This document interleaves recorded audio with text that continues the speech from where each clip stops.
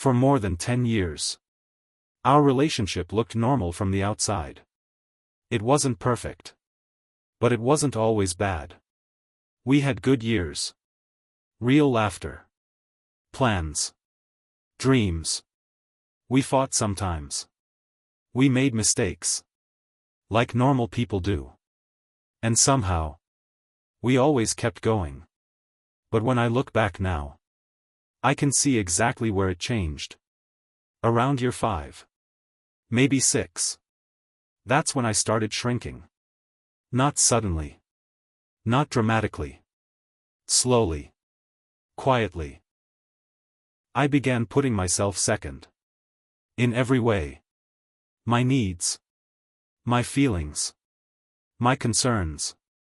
All of them became inconvenient. By year 8. I was avoiding anything that might upset her. I stayed out of her way. I chose silence over honesty.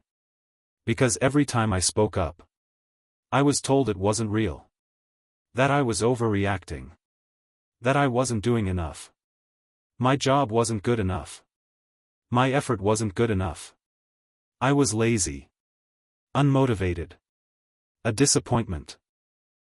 Any concern I raised about our relationship was dismissed. Ignored. Or flipped back onto me. Until I started questioning myself. My memory. My instincts. My reality. I didn't know the word for it back then. Gaslighting.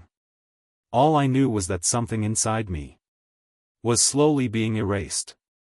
And I let it happen. Because I loved her. And because I believed that if I tried harder, things would go back to how they were. They never did. About a year and a half before we separated, everything became unbalanced. One-sided. Unhealthy. I was giving more. Explaining more. Apologizing more. And somehow, it was never enough.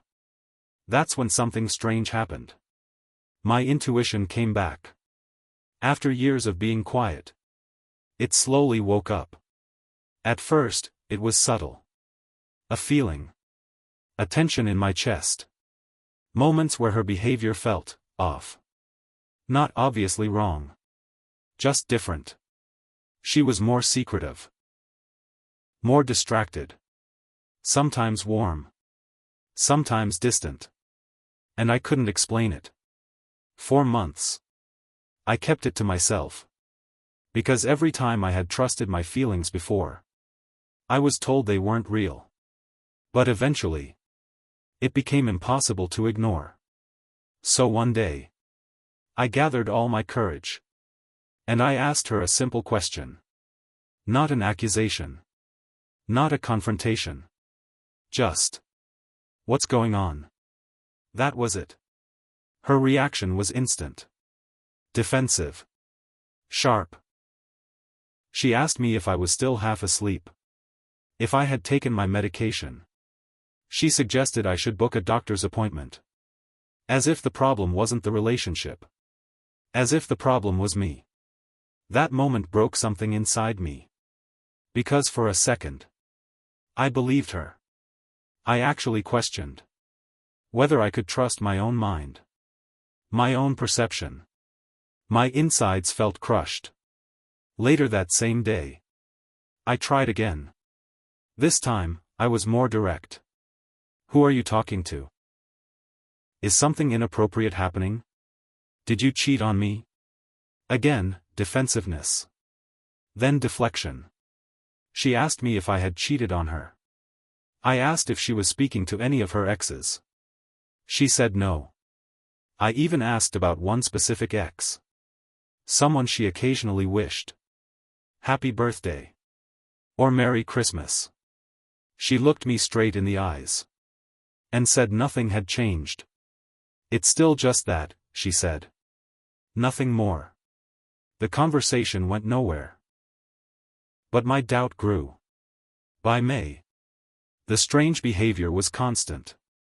Moments where she felt distant. Mysterious. Unavailable. So I asked again. This time, About that same ex. She admitted they were talking.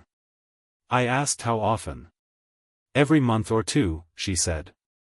I asked her why she had lied to me before. She didn't answer. She avoided everything that might give me clarity.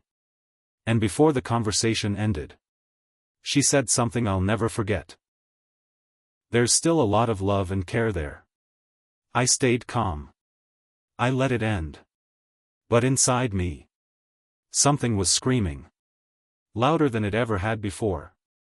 About a month later, something happened by accident. We were sitting together in the living room. It was dim. Quiet. She picked up her phone. The screen lit up the room. And for just a second, I saw her enter half of her passcode. Then she put the phone down. And turned back to the TV. My mind finished the rest. Because the remaining numbers were part of her phone number. I didn't react. I didn't panic. I stayed calm. But in that moment, I knew exactly what I had to do. Not because I wanted to invade her privacy, but because I had been backed into a corner. For years. Lies. Deflection. Gaslighting. I had no other way. To protect my sanity. Over the next 4 to 5 weeks, I waited for small windows of time. Minutes. Moments. Opportunities. Every time I unlocked her phone, I felt sick. This wasn't who I was. I'm a respectful man. But I needed the truth. And what I found was exactly what my intuition had been warning me about. She was talking to her ex. Consistently. Some messages looked harmless on the surface. But underneath, there was emotional intimacy. They were confiding in each other. Talking about feeling unfulfilled. Talking about being unhappy. She never told me any of this. Not once. At that time, we were engaged. They were both engaged. And still, they leaned on each other emotionally. Then I reached apart. That changed everything. The messages turned sexual. Detailed. Explicit. Easy to imagine. They were describing what they wanted to do to each other. It was around my birthday. That alone destroyed me. But it didn't stop there. They were sending pictures. That's when shock turned into something heavier. Confusion. Disbelief. Grief. And then I read one message from him.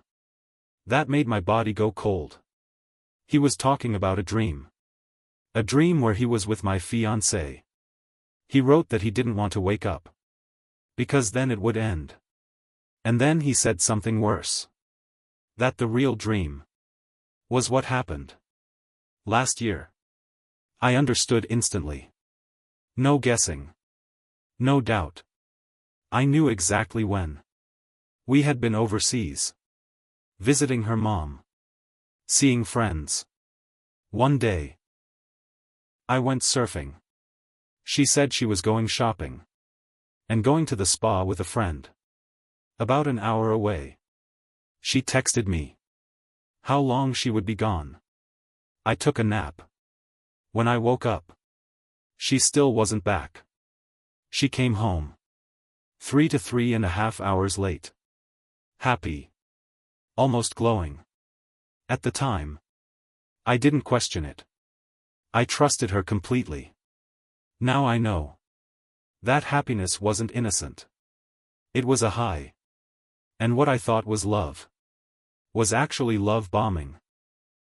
Covering guilt. From that moment on, I carried everything alone. The truth. The pain. The confirmation that I had never been crazy.